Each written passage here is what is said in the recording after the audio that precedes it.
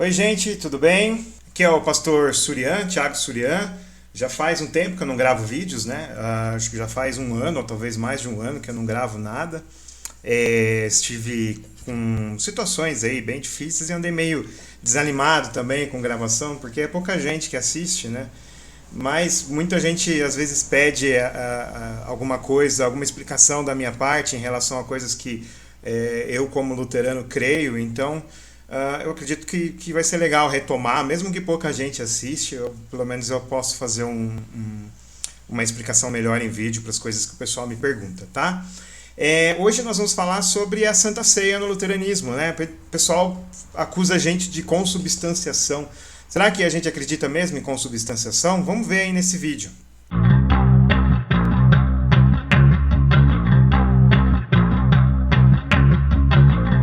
Então, quando aconteceu a reforma luterana, né, lembrando que não foi só uma reforma, a reforma protestante.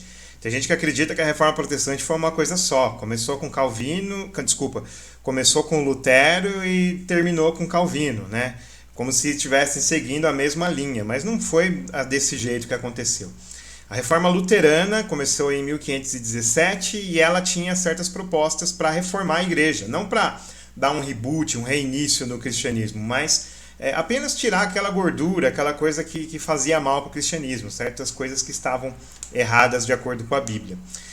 Os suíços, lá na Suíça, Zwinglio e outros reformadores, Martin Bucer e outros, eles resolveram ir mais além. Eles falaram, não, o que Lutero propôs é só um começo, a gente tem que fazer um reinício, fazer uma coisa bem diferente do que está sendo feita.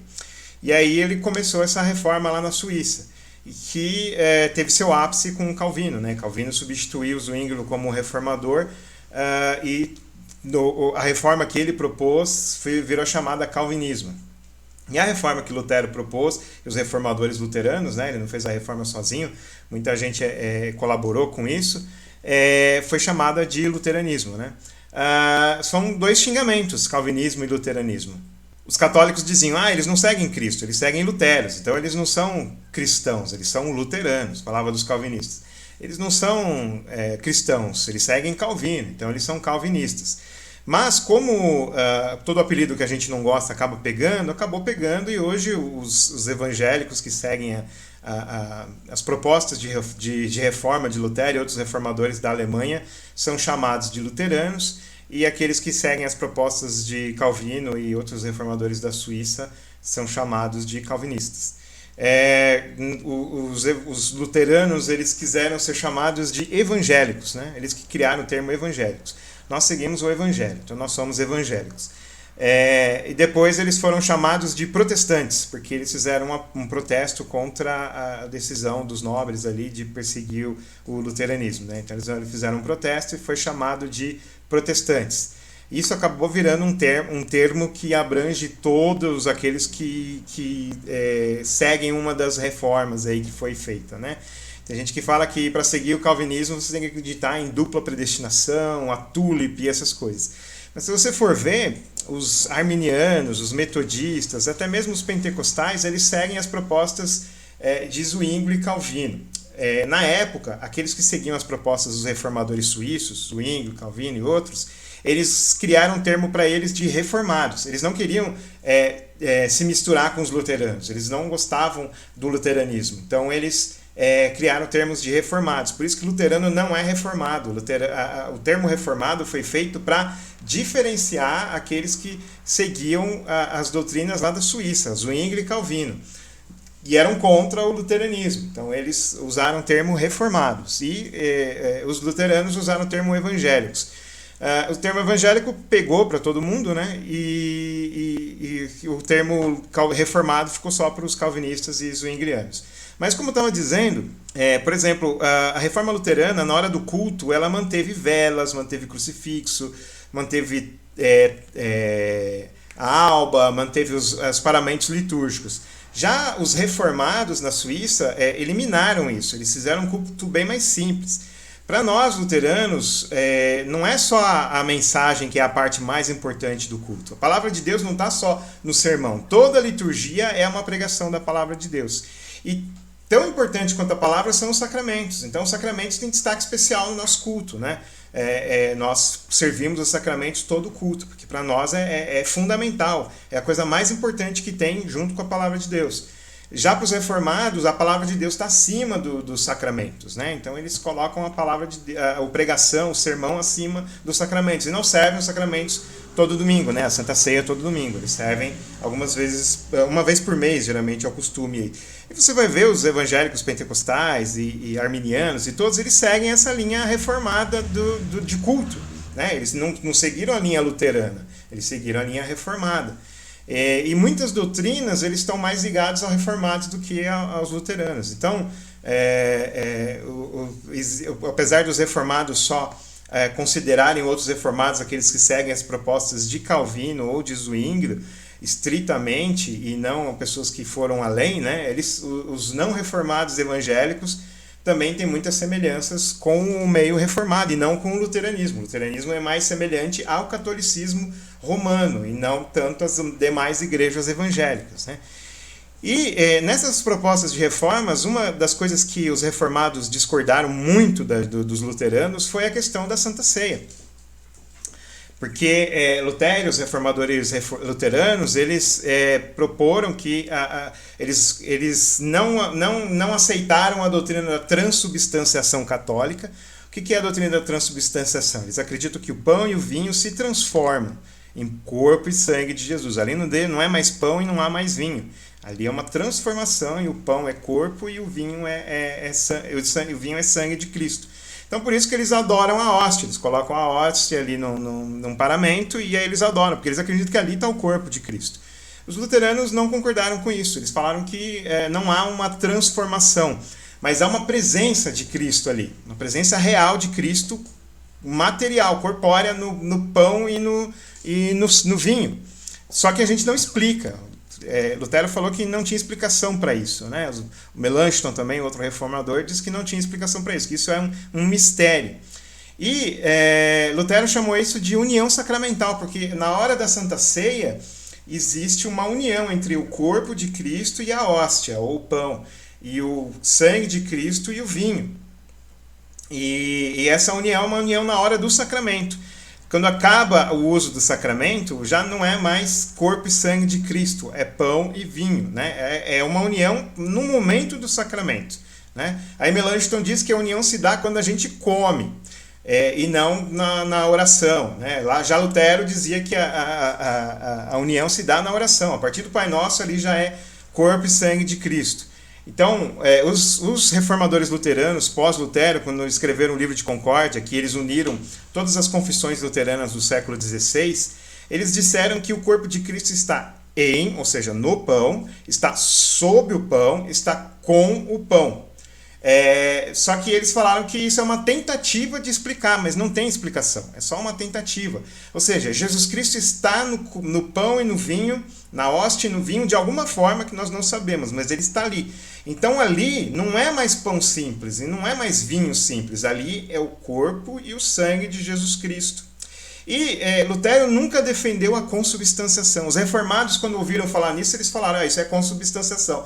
Por quê? Porque existia um grupo católico, antes da Reforma, que eles disseram que a transubstanciação era algo absurdo, né? Ter uma transformação. Então, na verdade, existia uma junção entre o corpo e o pão, o vinho e o sangue. E ali formavam uma substância, que é o corpo e o sangue de Jesus Cristo. Ou seja, os 4 elementos formavam uma substância só. Lutero nunca ensinou isso, nunca concordou com isso, nem os reformadores luteranos. Nós não acreditamos na consubstanciação. Lutero diz que não tem explicação e a Fórmula de Concórdia rejeita qualquer explicação sobre isso. Consubstanciação, transubstanciação, a presença espiritual dos calvinistas, ao memorialismo dos zwinglianos, dos batistas.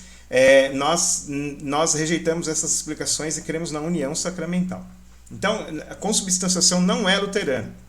Os reformados fizeram uma acusação mentirosa na época em relação a isso, né? E isso deu um problema muito grande, porque Lutero ele foi conversar com Zwingli, fez um debate com Zwingli, Bucer e Colompadio, 3 reformadores suíços, né? 3 reformados. E eles concordaram em um monte de coisas, só que na hora do sacramento eles discordaram. Zwinglio acreditava que era um memorial.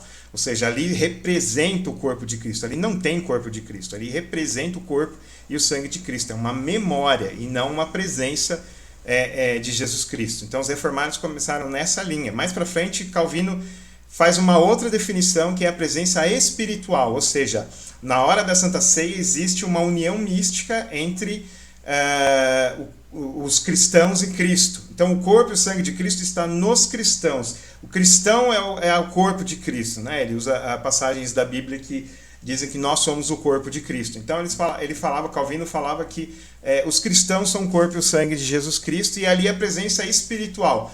Os elementos não acontecem nada com os elementos, só acontece com os cristãos. E tudo isso, tanto Zwinglio quanto Calvino, Bucer e outro, eles tinham não era o problema só da Santa Ceia.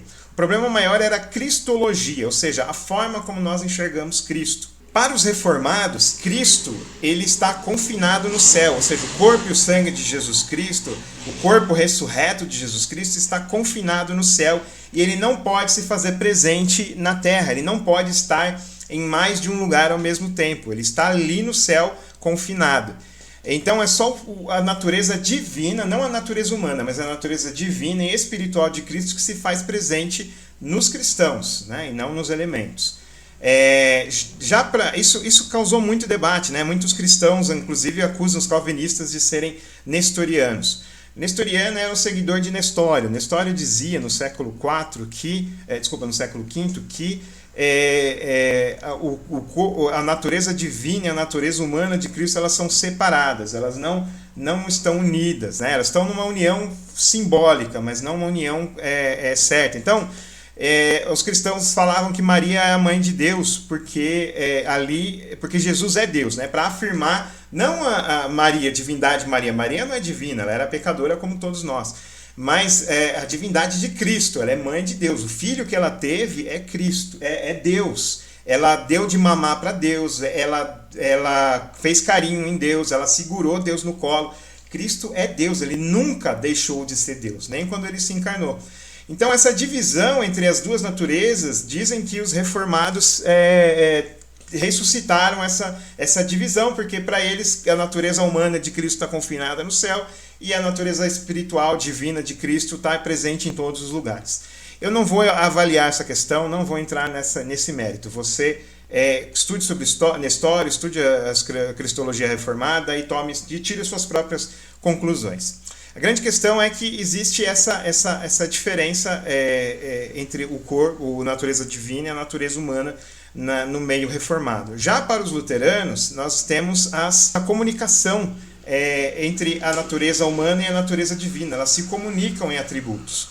Então, Deus não pode sentir fome, mas Jesus Cristo, como humano, ele sentiu fome. E quando ele comeu, ele comia como homem e como Deus, porque ele jamais pode ser separado. Ele uma comunicação, um atributo comunica ao outro atributo, a outra natureza de Cristo. E assim, Cristo pode estar em mais de um lugar ao mesmo tempo com sua natureza humana também. E ele se faz presente na Santa Ceia, né? Ele prometeu: estarei convosco todos os dias até a consumação dos séculos. E se estar conosco não é só espiritualmente, mas também materialmente através da Santa Ceia, o corpo e o sangue de Jesus Cristo. E ele disse: isto é o meu corpo. Ele não falou: isso representa o meu corpo. Ah, mas ele disse que ele é a porta. Sim, ele falou que ele é a porta, isso a gente encara como um símbolo. Ele não falou: esta porta, esta porta é meu corpo. Ele não falou isso, ele falou: eu sou a porta, como um exemplo. Mas quando ele aponta para o pão e para o vinho e fala que isto é o meu corpo, isto é o meu sangue, ele não está falando eu sou o pão, eu sou o vinho. Ele está falando que ali está o corpo e o sangue de Jesus. E os cristãos sempre acreditaram nisso pela história.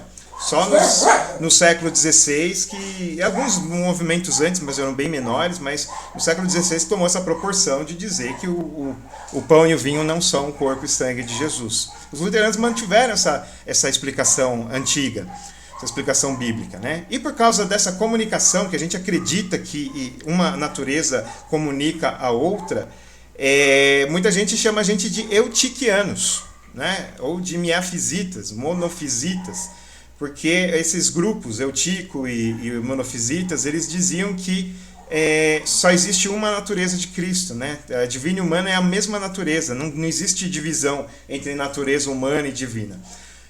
Não posso falar sobre os reformados, a questão do nestorianismo, porque eu não sou reformado, então eu não quero cometer nenhuma injustiça, né? Não vou comentar sobre isso, mas como luterano eu posso dizer que isso não é verdade. Nós cremos na separação, na separação não, né? Na distinção, na diferença entre as duas naturezas. A gente não acredita que é uma natureza só, mas sim que há uma comunicação entre as naturezas de Cristo, né? Então, Cristo nunca deixou, quando a Bíblia fala que ele se esvaziou a si mesmo do ser igual a Deus, não quer dizer que ele deixou de ser Deus, como muita gente acredita que sim, né? Que ele deixou a sua natureza divina. Não, ele se manteve com a natureza divina e assumiu a natureza humana, que são naturezas diferentes, mas elas se comunicam.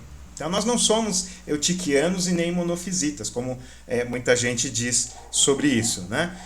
E aí teve esse debate cristológico, né? Da questão de Cristo, se ele se comunica entre as suas duas naturezas ou não, se ele está presente na Santa Ceia ou não.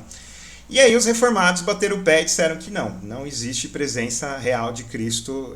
Mais para frente eles dizem que a presença é real, mas é apenas espiritual, né? Mas na época disseram que não existe essa presença material, corpórea de Cristo no corpo e no sangue, no vinho, no pão e no vinho, né? Não existe essa presença real no pão e no vinho. E isso irritou tanto Lutero que na hora de ir embora, né, o Zwingli foi apertar a mão dele e ele falou: não vou apertar sua mão. Não, você... Aí o Bucer falou: você não nos considera cristãos? Ele falou: nós não temos o mesmo espírito. Ele não quis dizer que nós não temos o mesmo Espírito Santo com os reformados. Os reformados são irmãos em Cristo, amados em Cristo. Nós amamos os irmãos reformados e existe, hoje em dia não existe mais tanta briga por causa disso, graças a Deus, né? Por causa de reformados e luteranos, nós superamos isso. Mas na época Lutero ficou irritado profundamente por causa dessa diferença, né? Na questão da Santa Ceia, da cristologia, né? E o que ele falou que não tinha mesmo espírito é no sentido de mentalidade, né? Espírito significa mentalidade, que nós temos o espírito do tempo, ou seja, a mentalidade do tempo. Nós não temos a mesma mentalidade, nós não concordamos, o Lutero quis dizer, com Bucer e Zwingli, né? Porque para os reformados, na época, a Santa Ceia é uma doutrina secundária, ela não tem tanta importância. Ela é importante, mas não é a coisa mais importante que tem. Para nós não, como para nós a Santa Ceia é uma questão cristológica, ela é fundamental, ela é a coisa mais importante junto com as outras coisas que são mais importantes no cristianismo, né?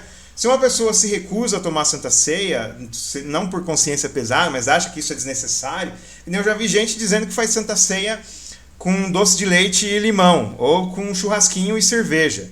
Então, para elas, a Santa Ceia não tem valor, né? Não tem valor nenhum. Os reformados, eles dão valor para a Santa Ceia, mas não é a coisa mais importante. Não está na lista de prioridades. Para nós está, entendeu? Então teve essa desavença. E os reformados ficaram irritados pela postura dos luteranos não quererem se unir e seguir o que eles dizem, né? E aí eles acusaram a nossa união sacramental de ser consubstanciação. E não é. Consubstanciação, como eu já falei, é quando os 4 elementos formam uma substância. Nós não pensamos assim. Ah, mas eu li lá no Catecismo Maior da editora Sinodal que nós cremos na consubstanciação. Ah, eu vi no site da Igreja Evangélica Alemã, que congrega os luteranos e os reformados lá, falando que nós cremos em consubstanciação. Isso é um erro. Como dizia Goebbels, né, chefe da propaganda nazista, não estou chamando ninguém de nazista, pelo amor de Deus, só estou associando o que ele falou com essas coisas. Diga uma mentira 20 vezes e isso se tornará verdade. Essa mentira é tão repetida, que até luteranos têm acreditado nisso. Na minha própria denominação, a Igreja Evangélica Luterana do Brasil, já foi publicado, que nós cremos em consubstanciação. E foi um erro, porque os dogmáticos luteranos, toda a história, sempre negaram a consubstanciação. E não tem sentido, a gente não crê nesses 4 elementos, ou a empanação, que nem o pessoal fala, né? Aí você procura empanação, vai falar que Lutero criou o termo empanação, que é outra mentira. Mentira, a empanação seria a junção dos 4 elementos. Nós não cremos nisso, nós cremos na união. Mas pão continua pão, vinho continua vinho. Jesus Cristo está presente em, com e sob, de alguma forma, mas nós não explicamos. Né? Não formam uma mesma substância. Então, quando o pessoal falar de consubstanciação, não vai nessa, nós não acreditamos. Né? É uma mentira que tem sido tão repetida, né? Aí entra a teoria hipodérmica, né, dos meios de comunicação, que quanto mais você repete as coisas, mais elas se tornam verdade, elas impregnam na cabeça das pessoas. Então, isso virou mentira. E também tem a questão que lá na Alemanha, um príncipe que governava o país, ele era reformado e ele casou com uma luterana. E aí ele queria unir as duas igrejas numa só. Ele falou, não, vamos seguir uma só igreja entre luteranos e reformados. Porque para ele não tinha diferença entre luteranos e reformados.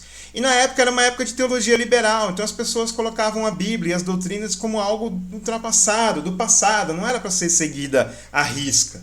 Né? Eles tinham o pietismo que era muito forte, que tinha uma ênfase muito em obras. Então, se a gente segue boas obras, a gente é cristão. As doutrinas são de menos, são irrelevantes. Não irrelevantes, mas são menores. Né? Então, ele conseguiu juntar a igreja luterana junto com a igreja reformada na Alemanha. E criou uma igreja só. E na época do Hitler, ele, como ele era o Führer, né, o imperador ali da Alemanha, ele criou a igreja que existe até hoje, que é a Igreja Evangélica Alemã, congregando reformados e luteranos. Não estou falando que a Igreja Evangélica Alemã tem tendência nazista ou alguma coisa assim, não, pelo amor de Deus. Tá? Até um relógio parado 2 vezes acerta a hora, né? Ele acerta a hora 2 vezes por dia. Então, essa criação não tem nada a ver com nazismo, filosofia nazista, não tem nada a ver com isso. Tá? Então, foi criada essa Igreja Evangélica Alemã, congrega luteranos e reformados, e essas igrejas unidas, que são as igrejas entre que congrega luteranos e reformados, elas seguem mais as doutrinas reformadas. Os luteranos, eles abrem mão das suas doutrinas para seguir a doutrina reformada. E como os reformados dizem que nós cremos na consubstanciação, então houve um acordo lá para se dizer que os luteranos acreditam na consubstanciação. Mas isso é negado por luteranos em todos os tempos. Né? É um erro dizer isso. Tá? Não importa que a Igreja Evangélica Alemã, herdeira da Igreja de Lutero, fale isso. Não, eles estão errados. Todas as demais igrejas evangélicas luteranas do mundo negam a consubstanciação. Então nós também negamos, tá? Porque isso não é verdade. Então nós não cremos na consubstanciação. Se alguém falar isso para você, ou você ler, está em erro, tá? Isso é errado. Os luteranos sempre negaram isso. Você não vai ler nem em Lutero, nem nas confissões luteranas no século XVI, nada associando a consubstanciação. É uma mentira que, infelizmente, acabou virando verdade para muitos, mas isso não deixa de ser mentira, só porque muitos acreditam nela. Tá bom? Espero não ter ofendido ninguém, eu soltei a questão histórica, né, defendendo a questão da consubstanciação. Amo os reformados, tenho muitos amigos reformados que são pessoas maravilhosas, que me ajudam sempre. Mesmo um dos meus amigos que eu posso desabafar como cristão, que eu posso falar como pastor, porque eu não posso falar com qualquer pessoa, porque as pessoas, infelizmente, têm uma visão muito errada de pastor, como se nós fôssemos super-homens, né? Então, elas não querem ouvir os nossos problemas, as coisas que a gente está para fazer. Uma das poucas pessoas que quer ouvir os meus problemas e me ajuda é um reformado, é um pastor da Igreja Presbiteriana Independente. Então, eu não tenho nenhum problema com os reformados, tá bom? Eu só estou falando o pano de fundo histórico. Infelizmente, teve essa desavença, essa briga, tanto por parte de luteranos quanto por parte de reformados no século XVI, que foi ressuscitada no século XIX, e hoje em dia, graças a Deus, nós estamos bem. Mas nós pensamos diferentes em muitos assuntos, né? E a Santa Ceia é um desses assuntos, tá bom? E aí, você gostou desse vídeo? Tem outros vídeos aí para você assistir também. Assiste lá, vê os temas que estão lá disponíveis, eu acho que você vai gostar. E você está assistindo o vídeo e fala, puxa, cara legal, eu vou pagar um café para esse cara, vou ajudar esse cara de alguma forma.